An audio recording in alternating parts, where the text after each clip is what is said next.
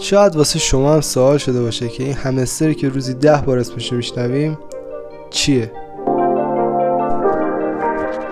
واقعا پول میشه یا نمیشه؟ یا اگه پول میشه کی پول میشه؟ کلا ساختار بازی‌های ایردراپی مثل نات کوین و همستر اینجوریه که یک سری کارا مثل جوین شدن تو چنل یوتیوب یا جوین شدن تو کانال تلگرامشون به شما میدن که در ازای انجام این کارا به شما کوین میده که با زیر مجموعه گیری و کلیک کردن هم میتونید کوین خودتون رو زیاد کنید.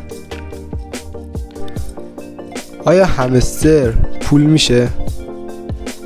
سوالیه که خیلی ها دارن. پروژه قبلی که مثل همستر بود یا درستش اینه که همستر مثل اونه، نات کوین پروژه‌ای بود که قیمت گذاری شد و اگه شما یکم براش وقت میذاشتید میتونستین پول خوبی ازش در بیارید و همونطور که شاید خودتون در آورده باشید و یا تو اطرافیانتون هم دیده باشید افراد زیادی تونستن ازش پول در بیارن. خب حالا که نات کوین پول شد، همستر هم پول میشه؟ تعداد کاربرای نات کوین چیزی حدود 30-35 میلیون بود و هرچی تعداد کاربرا بیشتر باشه ارزش اون کوین کم میشه و از اونجایی که تعداد کاربراش خیلی زیاده احتمالاً اگر هم قیمت گذاری بشه قیمت خیلی خیلی پایین تر میگیره، چون قیمت تو بازار بر اساس عرضه و تقاضا گذاشته میشه.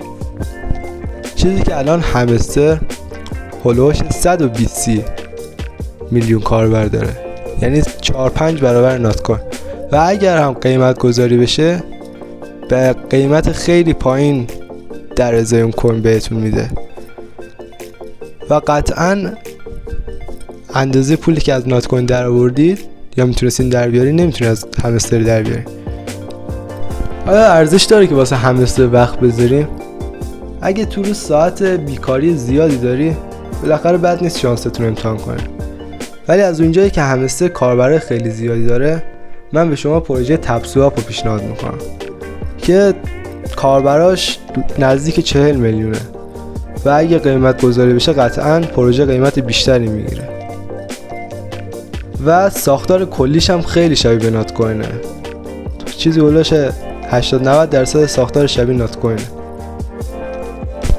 لینک هر دو پروژه رو واسهتون توی کامنت ها و توی دیسکریپشن میذارم، اگه دوست داشتید با لینک من برید.